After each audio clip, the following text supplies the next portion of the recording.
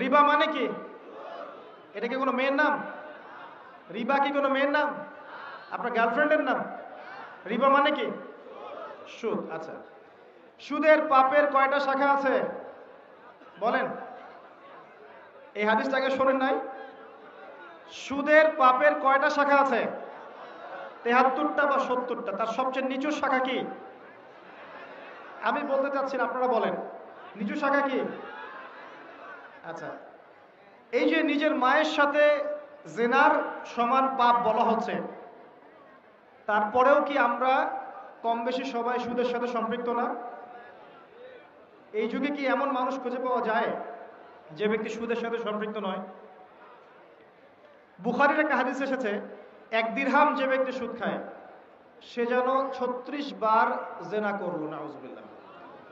এবং সহিহ কুরআনুল কারীমের সূরা বাকারার